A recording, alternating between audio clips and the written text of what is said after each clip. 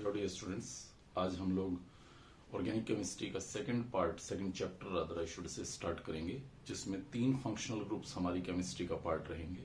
Alcohol, phenol और ether. Sometime alcohol और phenol को एक जैसा फंक्शनल ग्रुप भी कंसिडर कर लिया जाता है, तो हम लोग इस बहस में नहीं पड़ेंगे कि वो एक जैसा है या अलग अलग है। हम सिंपली अल्कोहल, फिनोल और इथर इन 3 पार्ट्स को यहाँ इस चैप्टर के अंदर इंक्लूड करेंगे। ये सभी ऑक्सीजन कंटेनिंग फंक्शनल ग्रुप्स हैं, जिसमें अल्कोहल और फिनोल को हम पैरेलल पढ़ते हुए आगे बढ़ेंगे, और जब दोनों को कंप्लीट कर लेंगे उसके बाद हम इथर से अपनी कहानी को शुरू करेंगे। तो अभी पहले मैं शुरुआत करूंगा अल्कोहल से, और फिर बीच में उसको फिनोल के साथ कंपेयर करूंगा। तो अल्कोहल को अगर आप देखें तो ये एक सिंपली ROH इस तरह से रिप्रेजेंटेड कंपाउंड्स रहते हैं, जिसमें R आपका कोई भी एक एल्काइल ग्रुप है और उसके साथ एक OH लगा हुआ है। अब N की वैल्यू पुट करते जाएं, ये आपके पास अल्कोहल्स बनते चले जाएंगे, like CH3OH, C2H5OH, C3H7OH, C4H9OH and so on. इस तरह से ये कहानी आगे बढ़ती जाती है। जनरल नेम अगर मैं इसके बताऊं तो methyl alcohol, ethyl alcohol, propyl alcohol, butyl alcohol, इस तरह से इसका कॉमन नेमिंग रहता है। IUPAC नेमिंग अगर हम इसकी देखें तो ये बहुत ही सिंपल है, एल्केनोल, जहां एल्क वर्ड रूट आता है, एन सैचुरेशन के लिए दिखाया गया है, और ओल सेकेंडरी सफिक्स है जो OH को रिप्रेजेंट करता है। जैसे मैं इसका नाम लिखूंगा तो ये होगा मिथेनोल। इसको देखें, 2 कार्बन्स की चेन है, ये डेफिनेटली 2 की ही चेन मिलेगी। इसी तरह का एक पर्टिकुलर स्ट्रक्चर पॉसिबल है, नाम होगा इसका इथेनॉल। हालांकि इन दोनों के कॉमन नाम काफी पॉपुलर है, मिथाइल अल्कोहल और इथाइल अल्कोहल, बट स्टिल आपको IUPAC और कॉमन दोनों ध्यान रखने हैं। C3H7OH 3 कार्बन्स की चेन है। अब यहाँ 3 कार्बन्स की चेन है तो OH 1 नंबर पे भी प्रेजेंट हो सकता है और OH 2 नंबर पे भी प्रेजेंट हो सकता है। अकॉर्डिंगली इसको मैं बोल रहा हूं प्रोपेन 1 ओल, और इसको मैं बोल रहा हूं प्रोपेन 2 ओल। इसको नॉर्मल प्रोपाइल अल्कोहल और इसको आइसोप्रोपाइल अल्कोहल कहा जाता है। सिमिलरली 4 कार्बन्स के आपके पास अल्कोहल को देखेंगे तो OH 1 नंबर पे भी हो सकता है, OH 2 नंबर पे भी हो सकता है। कार्बन की चेन स्ट्रेट होगी, ये कोई जरूरी नहीं है, ब्रांच्ड भी हो सकती है। ब्रांच्ड है तो फिर वो टर्मिनस वाले C के साथ भी हो सकता है, या सेंटर वाले C के साथ भी पॉसिबिलिटी है। तो ये सभी चांसेस हैं। मतलब आपके पास 4 कार्बन्स के अल्कोहल अगर मैं देखूं तो वो 4 कार्बन्स के अल्कोहल कुछ 4 तरह के नजर आएंगे। सी हेयर, यहां दिखा देता हूं इसको, वहां थोड़ा सा कट रहा है। ये सेंट्रल कार्बन के साथ OH अटैच्ड, तो ये आपके पास डिफरेंट अल्कोहल्स हैं। जैसे इसका नाम लिखना होगा मुझे, 4 कार्बन्स ब्यूट, सारे सिंगल बॉन्ड एन, ब्यूटेन 1 ओल, या इसके लिए लिखूंगा 4 कार्बन ब्यूट, सारे सिंगल बॉन्ड एन, 2 पे OH लगा है, ब्यूटेन 2 ओल। या इसको मैं यहां पे लिखना चाहूंगा, 3 कार्बन्स का एल्केन है, प्रोप, सारे सिंगल बॉन्ड है एन, 1 नंबर पे OH लगा है, 1 ओल, और 2 नंबर पे ये कार्बन की चेन मिथाइल लगा हुआ है, so this is 2 methyl propane 1 ओल। या इसका नाम मैं यहां पे लिखना चाहूंगा तो दिस विल बी प्रोपेन 2 ओल, 2 नंबर पे मिथाइल लग रहा है, so this will be 2 methyl propane 2 ओल। तो इस तरह से आप इसका IUPAC के अकॉर्डिंग नोमेनक्लेचर कर सकते हैं। अल्कोहल्स को मैं 3 कैटेगरीज में डिवाइड कर सकता हूं, प्राइमरी, सेकेंडरी और टर्शरी। ब्रॉडली हम इसी क्लासिफिकेशन पे पढ़ रहे होंगे उसको। प्राइमरी, सेकेंडरी और टर्शरी अल्कोहल्स क्या हैं? अगर कार्बन जिसके साथ OH लगा हुआ है वो एक ही कार्बन से अटैच्ड है तो ये प्राइमरी अल्कोहल है, और अगर वो 2 कार्बन से अटैच्ड है तो वो सेकेंडरी अल्कोहल है, और अगर वो 3 कार्बन से अटैच्ड है तो वो टर्शरी अल्कोहल है। तो ये सिंपल सा वही तरीका जो हैलाइड्स को डिस्टिंग्विश करने के लिए हम लोग यूज किया करते। डबल बॉन्ड कार्बन से नेक्स्ट कार्बन पे अगर OH है तो इसको हम बोलते हैं एलाइल अल्कोहल। वहां लास्ट चैप्टर में हम इसको एलाइल हैलाइड बोला करते, जब यहाँ एक्स लगा होता था। ये आज एलाइल अल्कोहल है।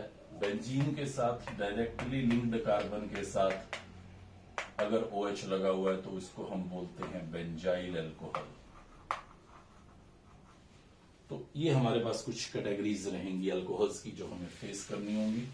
देन इसके अलावा एक और क्लासिफिकेशन अल्कोहल का हम लोग समटाइम फेस करेंगे, जिसमें एक हमारे पास आता है मोनोहाइड्रिक अल्कोहल, एक हमारे पास आता है डाईहाइड्रिक अल्कोहल, डाईहाइड्रिक अल्कोहल, एक हमारे पास आता है ट्राईहाइड्रिक अल्कोहल, या एक कॉमन वर्ड यूज कर सकता हूं polyhydric alcohol.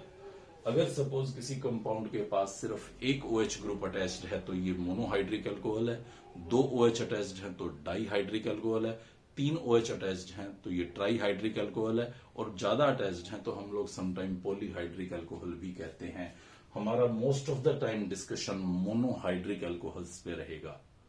Monohydric alcohols means एक OH ग्रुप उसके साथ अटैच्ड होगा। चलिए, अगर 2 अटैच्ड हैं, डाईहाइड्रिक अल्कोहल है, तो ऐसा पॉसिबिलिटी है कि 2 कार्बन्स के साथ एडजेसेंट OH अटैच्ड हों। इसको बोलेंगे विस डाईओल। विस इज द फॉरवर्ड विसिनिटी, विस डाईओल। अगर एक ही कार्बन पे 2 OH अटैच्ड हैं तो इसको बोलते हैं जेम डाईओल। एक बहुत इंपॉर्टेंट बात को आप ध्यान रखिएगा कि एक कार्बन पे 2 OH ग्रुप अनस्टेबल रहते हैं, जनरली हमें दिखाई नहीं देते। पहले तो ये देखिए कि अनस्टेबल क्यों होते हैं। तो ये बड़ा सिंपल सा है point. See the structure like this. ये हमारे पास कुछ इस तरह का जेम डायोल दिख रहा है, जहां यहां ऑक्सीजन पे लोन पेयर प्रेजेंट है, और H क्योंकि O के साथ लगा हुआ है तो उनके ऊपर पॉजिटिव चार्ज है। तो इन दोनों में से कोई एक ऑक्सीजन किसी दूसरे के H+ पे अटैक करके उसके H+ को एब्स्ट्रैक्ट कर लेता है, अपने साथ अटैच करा लेता है।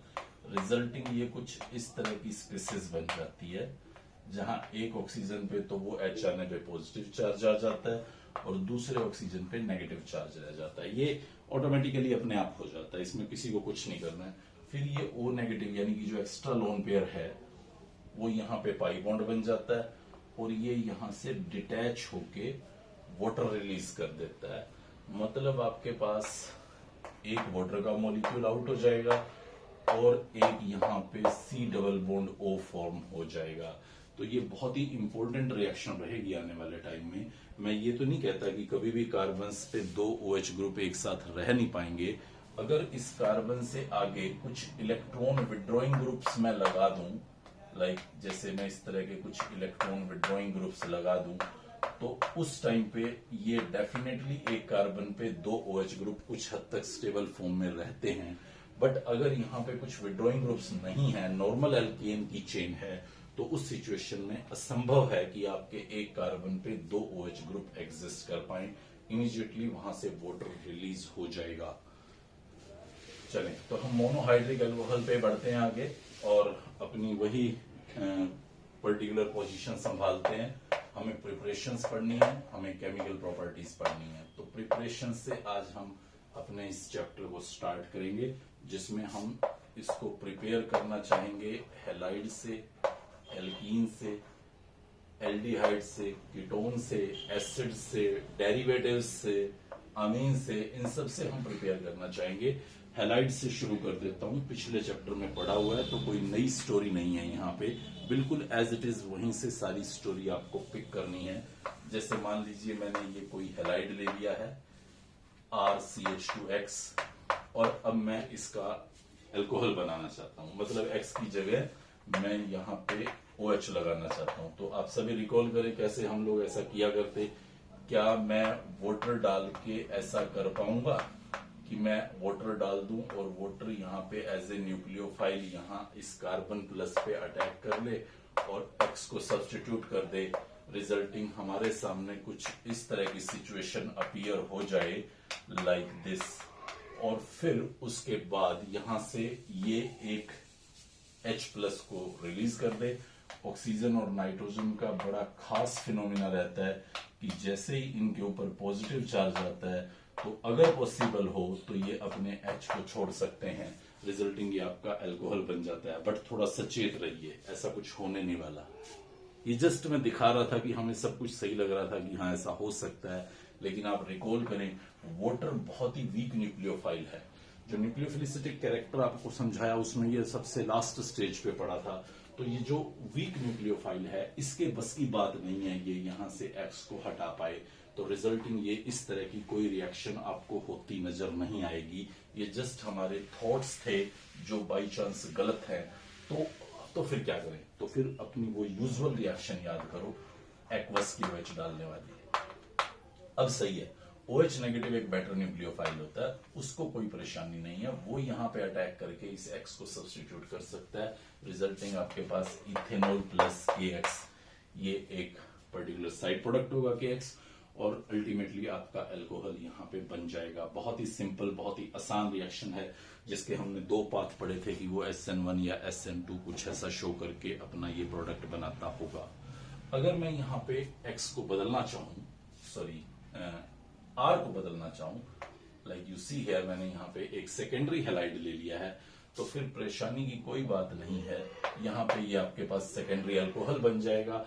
और अगर आप यहाँ पे टर्शरी हैलाइड लेंगे तो अब आपको प्रॉब्लम्स सामने आएंगी, क्योंकि एक्वस KOH जो आप डाल रहे हैं वो एनफ स्ट्रॉन्ग है कि इस अल्काइल का कुछ थोड़ा बहुत एलिमिनेशन कर पाए। कुछ थोड़ा बहुत क्यों, रादर 50 से भी ज्यादा भी वो कर पाता है। तो रिजल्टिंग आपके पास ये पर्टिकुलर प्रोडक्ट बनता है। हालांकि ऐसा नहीं कह सकता कि मैं अल्कोहल नहीं बनता होगा, बट स्टिल अल्कोहल क्योंकि प्रीडोमिनेंट नहीं बन रहा, प्रोडक्शन बहुत कम हो रहा है, तो इसलिए टर्शरी अल्कोहल को बनाने के लिए टर्शरी हैलाइड्स का एक्वस KOH के साथ ट्रीटमेंट ज्यादा डिजायरेबल रिएक्शन नहीं है। कुछ और तरीके सोचने पड़ेंगे, लाइक उसको एल्डिहाइड कीटोन्स के रास्ते पे या एल्कीन्स के रास्ते पे ले जाके हम फिर दोबारा से उसका पर्टिकुलर अल्कोहल बनाने की कोशिश कर सकते हैं। तो बस ये एक छोटी सी बात यहाँ पे ध्यान रखनी है कि अगर टर्शरी हैलाइड लिया हुआ है तो एक्वस KOH का ट्रीटमेंट आपके लिए डिजायरेबल प्रोडक्ट्स नहीं दे सकता। चलिए दूसरी रिएक्शन की तरफ आगे बढ़ते हैं। और दूसरा हम लोग यहाँ पे ट्राई करेंगे एल्कीन से बनाना, कि एल्कीन से किस तरह से हम इस पर्टिकुलर अल्कोहल्स को बना सकते हैं। और बहुत ही आसान बट बहुत बहुत ज्यादा इंपॉर्टेंट रिएक्शन रहेगी ये एल्कीन से बनाने की, जिसमें वाटर की हेल्प से हम यहाँ पे अल्कोहल बनाने की कोशिश करेंगे। सी हियर, यहाँ एल्कीन के अंदर मैं वाटर का एडिशन करना चाहता हूँ और फिर देखना चाहता हूँ कि किस तरह से अल्कोहल यहाँ फॉर्म होगा। पहला पॉइंट तो ये समझिए कि एल्कीन यहाँ वाटर के साथ किसी तरह का कोई रिएक्शन दिखाने के लिए हैबिचुअल नहीं है, क्योंकि एल्कीन एक ऑर्गेनिक कंपाउंड है, नॉन पोलर भी हो सकता है, ये पोलर भी हो सकता है, कुछ क्लियर नहीं है। बट अभी चलो मैं सिमेट्रिक एल्कीन मान लेता हूँ कि नॉन पोलर है ये, तो वाटर एक पोलर मॉलिक्यूल है, तो दोनों के साथ किसी तरह का कोई इंटरेक्शन पॉसिबल नजर नहीं आता।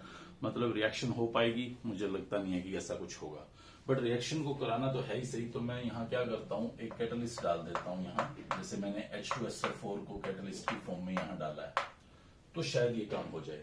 वैसे एल्कीन्स का कैरेक्टर इलेक्ट्रोफिलिक एडिशन का होता है, मींस इलेक्ट्रोफाइल्स को ऐड करता है। तो वाटर एक अच्छा इलेक्ट्रोफाइल नहीं है, आप लोगों को पता होना ही चाहिए। जो वाटर पे H+ है वो कोई बहुत इजीली रिलीज नहीं हो रखा होता, बहुत ज्यादा अमाउंट में रिलीज नहीं हो रखा होता, रिजल्टिंग वो इलेक्ट्रोफाइल की तरह से बहुत बढ़िया बिहेव नहीं कर पाता है। ओके, तो हमने क्या किया, एक इलेक्ट्रोफाइल डाल दिया इसके अंदर, लाइक H+, तो वो क्या करेगा, यहाँ पाई इलेक्ट्रॉन शिफ्टिंग के साथ ही इसके H+ को ले लेगा।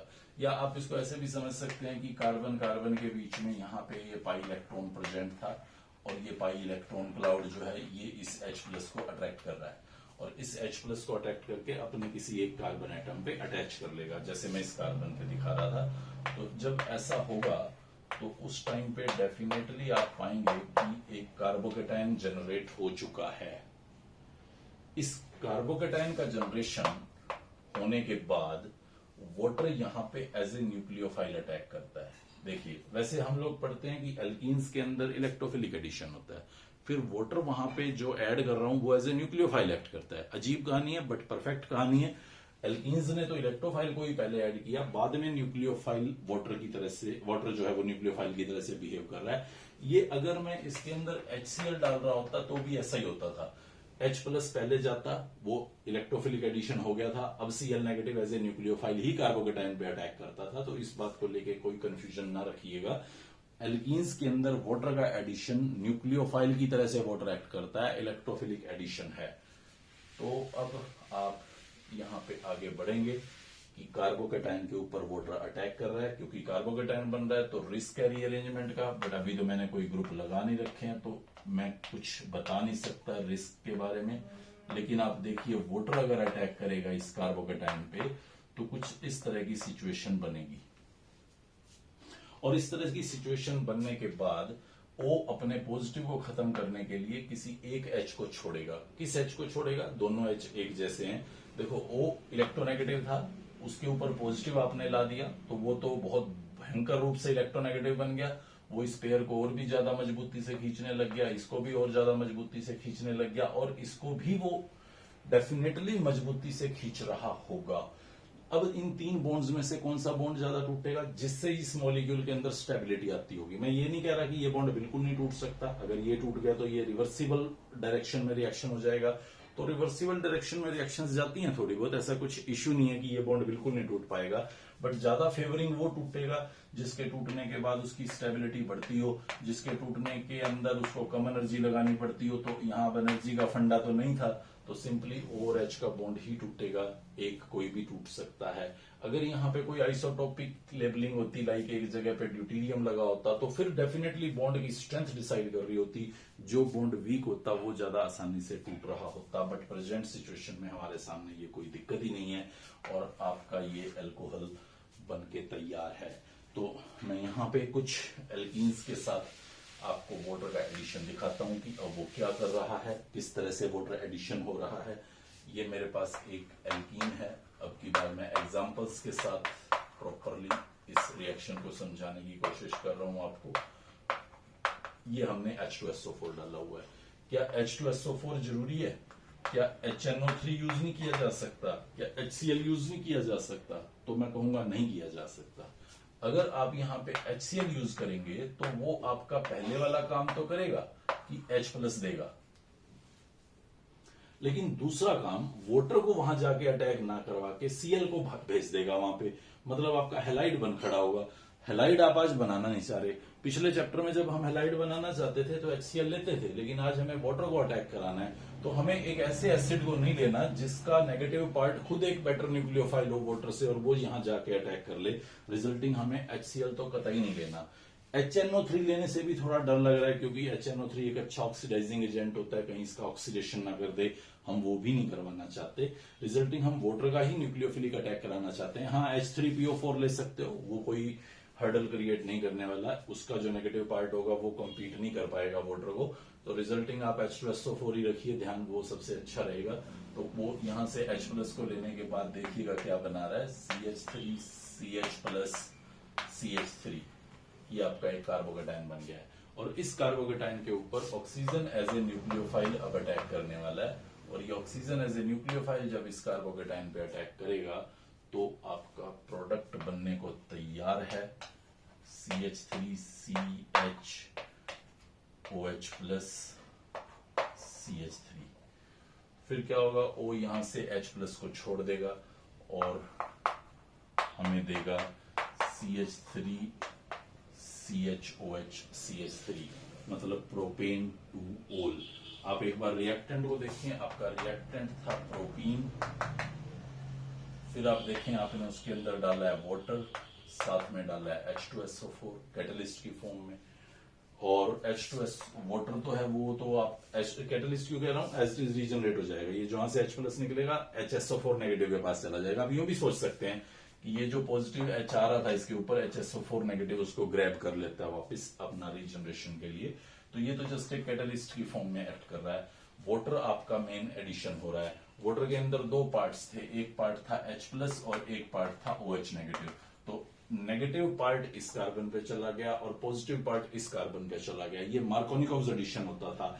इरिजेंट का नेगेटिव पार्ट उस पर्टिकुलर कार्बन पे जाएगा जहां कम हाइड्रोजन है, मतलब साफ है कि किसी भी अनसिमेट्रिकल एल्कीन के अंदर अगर मैं वाटर का एडिशन करूं, ये अनसिमेट्रिकल एल्कीन क्या है, इस कार्बन के साथ तो 2 H लगे हुए हैं, जबकि इस कार्बन के साथ 1 H और 1 मिथाइल लगा हुआ है, तो मतलब दोनों कार्बन एक जैसे नहीं है, मैं बोल सकता हूं कि अनसिमेट्रिकल एल्कीन है।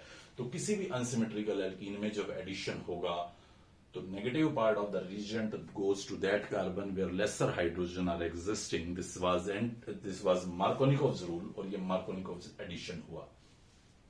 लेकिन हम अगर सिमेट्रिकल एल्कीन हो तो क्या करें, मतलब इधर भी एक जैसे ग्रुप हो, इधर भी एक जैसे ग्रुप हो, तो फिर कोई चक्कर नहीं है, कहीं पे भी H और OH लगा दो आप, किसी एक कार्बन पे H लगा दो, किसी दूसरे पे OH। लेकिन मैकेनिज्म के थ्रू अगर प्रोसीड करते हैं तो वो ज्यादा बेटर सिचुएशन रहती है हमारे लिए। लाइक जैसे मान लीजिए मेरे सामने ये एक एल्कीन है, थोड़ा बड़ा ले रहा हूं अब की बार, और मैं इसके अंदर वाटर डालना चाह रहा हूं विद H2SO4। तो सपोज कीजिए मैं मैकेनिज्म याद नहीं रख रहा हूं, तो मैं सीधा रट्टा मार के अपने आंसर को फ्रेम करना चाहूंगा कि OH वहां जाएगा जहां लेसर हाइड्रोजन्स हैं, और H वहां जाएगा जहां ग्रेटर हाइड्रोजन्स हैं। रिजल्टिंग मैं अपने प्रोडक्ट को कुछ इस तरह से फ्रेम्ड वे में लिख दूंगा, जो कि गलत होगा, बिल्कुल गलत होगा। ये पॉसिबिलिटी नहीं है। क्यों पॉसिबिलिटी नहीं है? तो चलिए एक बार हम लोग मैकेनिज्म पे नजर डालते हैं यहाँ कि मैकेनिज्म कैसे था। तो वो H+ का सीन देखें आप कि किस तरह से कार्बन यहाँ H+ को ले रहा था।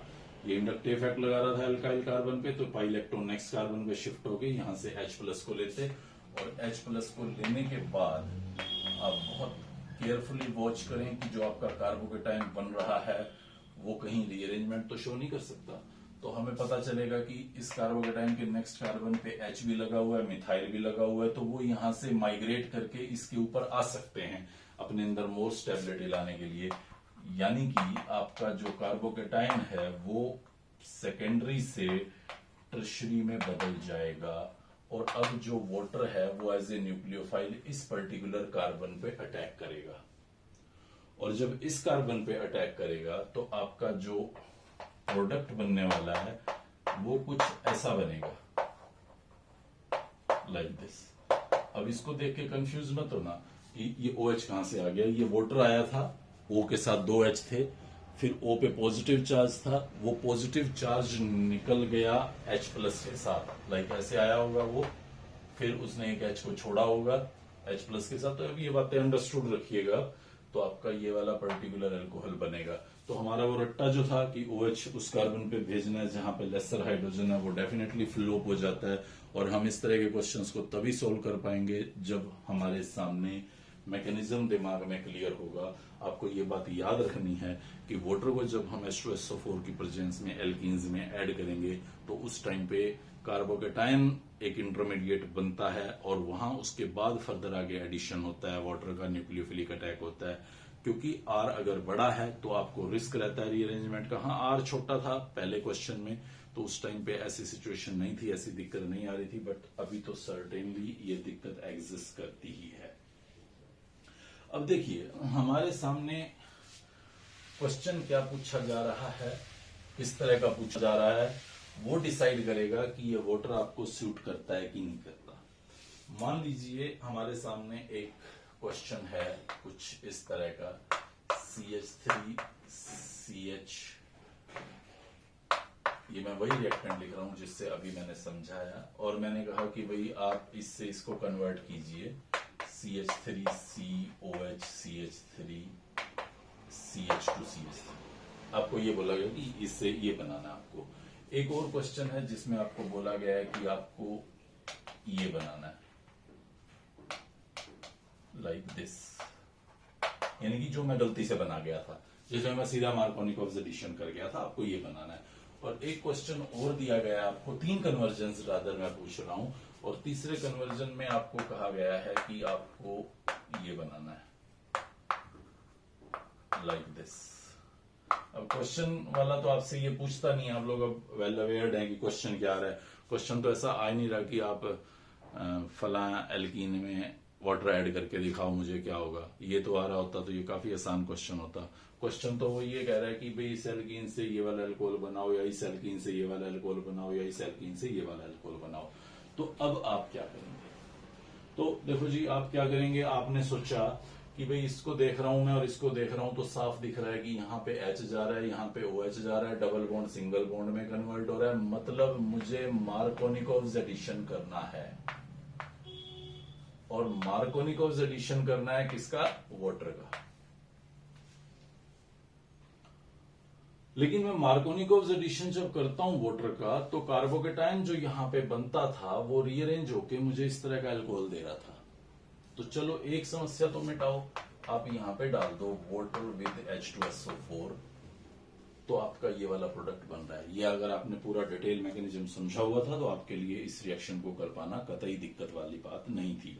लेकिन अब ये प्रॉब्लम आ रही है कि वाटर का मार्कोनिकोव एडिशन कैसे करूं मैं यहाँ पे कि रीअरेंजमेंट ना हो। मतलब आपको मार्कोनिकोव एडिशन भी करना है और आपको रीअरेंजमेंट से भी रोकना है, या आपको कुछ ऐसा जुगाड़ करना है कि वहां रीअरेंजमेंट ना हो पाए। तो हमारे पास यहाँ पे एक रिएक्शन आती है, बाई नेम बता रहा हूं मैं अभी फिलहाल आपको आज के लेक्चर में, तो ऑक्सीमर्क्यूरेशन डीमर्क्यूरेशन। ऑक्सीमर्क्यूरेशन डीमर्क्यूरेशन, ये एक नाम से रिएक्शन है जिसके अंदर हम मर्क्यूरिक एसीटेट और कुछ हाइड्राइड्स डालते हैं, जो इस पर्टिकुलर रिएक्शन को कंप्लीट करेंगे। हम लोग वेरी सून पढ़ेंगे उसके बारे में। तो आप याद रखिए पहली बात कि अगर आप वाटर को H2SO4 के साथ यूज कर रहे हैं एल्कीन के अंदर एडिशन में, तो वो मार्कोनिकोव एडिशन करता है, कार्बोकेटाइन इंटरमीडिएट बनता है, जिसकी वजह से रिस्क ऑफ रीअरेंजमेंट होता है। लेकिन अगर आप यही वाटर का एडिशन एल्कीन पे करना चाहते हैं, you go with oxymercuration demercuration, जिसमें वाटर का मार्कोनिकोव एडिशन ही होता है, बट रीअरेंजमेंट का कोई रिस्क नहीं है क्योंकि कार्बोकेटाइन नहीं बनता। वहां पे कार्बोकेटाइन ही नहीं बनता। तो मैं रिएक्शन आपको समझाऊंगा ये, तो वहां आप देखेंगे कि इसमें किसी तरह का कोई कार्बोकेटाइन ही नहीं बन रहा। तो कार्बोकेटाइन नहीं बन रहा तो there is no risk of rearrangement, means आपका addition of water as it is हो जाएगा, जैसा मार्कोनिकोव ने प्रेडिक्ट किया था। और अगर आप इस पर्टिकुलर चेंज को यहां ऑब्जर्व करें तो आपको साफ दिख रहा है कि यहां वाटर का एंटी मार्कोनिकोव एडिशन किया गया है। यहां OH डाला गया है जहां पे ज्यादा हाइड्रोजन है और यहां H डाला गया है जहां पे कम हाइड्रोजन है। तो ये आपके सामने वाटर का एंटी मार्कोनिकोव एडिशन है। तो उसके लिए फिर एक रिएक्शन को याद रखिए, मैं यहां पे स्टेट कर रहा हूं, हाइड्रोबोरेशन ऑक्सीडेशन रिएक्शन, जिसमें कुछ रीजेंट्स होते हैं, लाइक हम B2H6 डालते हैं टेट्राहाइड्रोफ्यूरेन के अंदर और H2O2 डालते हैं किसी बेस के अंदर। तो आप ध्यान दें, यहां पे भी दो रिएक्शंस होनी है। पहली है ऑक्सीमर्क्यूरेशन, फिर है डीमर्क्यूरेशन। तो दो स्टेप्स में ये कन्वर्जन होगा। कैसे होगा मैं बहुत जल्दी आपको समझाऊंगा। ऑक्सीमर्क्यूरेशन डीमर्क्यूरेशन में पहला स्टेप ऑक्सीमर्क्यूरेशन है, दूसरा डीमर्क्यूरेशन है, फिर आपका ये प्रोडक्ट बनता है। और यहां पे भी पहला स्टेप है हाइड्रोबोरेशन, जिसमें मैं ये दो रीजेंट्स यूज करूंगा। दूसरा स्टेप है ऑक्सीडेशन, जिसमें मैं ये स्टेप यूज करूंगा। तो इस तरह से ये रिएक्शंस होती हैं। ये एक लंबी कहानी रहेगी, थोड़ा मैकेनिस्टिक पॉइंट ऑफ व्यू से हम लोग इसको समझने की कोशिश करेंगे। बट इन शॉर्ट अगर हम याद रखना चाहें तो ये परफेक्ट टाइम होगा, परफेक्ट सिचुएशन होगी कि हम इस बात को याद रखें कि वाटर का एडिशन जब भी हमें एल्कीन्स के अंदर करना है या एल्काइंस के अंदर भी इन फ्यूचर अगर हम करेंगे, तो हमें दो ऑप्शंस रहेंगे, whether we are going for Markovnikov's और एंटी मार्कोनिकोव्स। अगर मार्कोनिकोव्स से आप जा रहे हैं तो आप ध्यान रखिएगा H2SO4 की प्रेजेंस में रिस्क ऑफ रीअरेंजमेंट रहेगा, बट ऑक्सीमर्क्यूरेशन डीमर्क्यूरेशन करेंगे तो there will be no risk of rearrangement. Product दोनों सेम बन भी सकते हैं। अगर रीअरेंजमेंट होने का कोई फायदा ही नहीं है तो फिर तो किसी भी एक रिएक्शन को यूज कीजिए, आइदर दिस या दिस, कोई फर्क नहीं पड़ता। बट एंटी मार्कोनिकोव एडिशन, यहां पे भी आप लोगों को नेक्स्ट क्लास के अंदर मैकेनिज्म के अंदर पता चलेगा कि यहां पे भी कोई कार्बोकेटाइन की सिचुएशन बनती ही नहीं है, क्योंकि कार्बोकेटाइन नहीं बनेगा तो there will be no risk of rearrangement resulting. आप जो रट्टा मार के रखा हुआ होगा आपने कि हाँ एंटी मार्कोनिकोव एडिशन होना है हाइड्रोबोरेशन ऑक्सीडेशन से, तो वो बिल्कुल परफेक्ट रहेगी, कहीं किसी तरह की कोई गलती होने का चांस ही नहीं है। तो इस नाम को याद रखिएगा, यहां हाइड्रोबोरेशन ऑक्सीडेशन HBO, जिसके रीजेंट्स को याद रखिएगा, और एल्कीन और एल्काइन में वो वाटर का एंटी मार्कोनिकोव एडिशन करता है। इस पॉइंट को याद रखिएगा। ये एज एनफ स्टोरी है।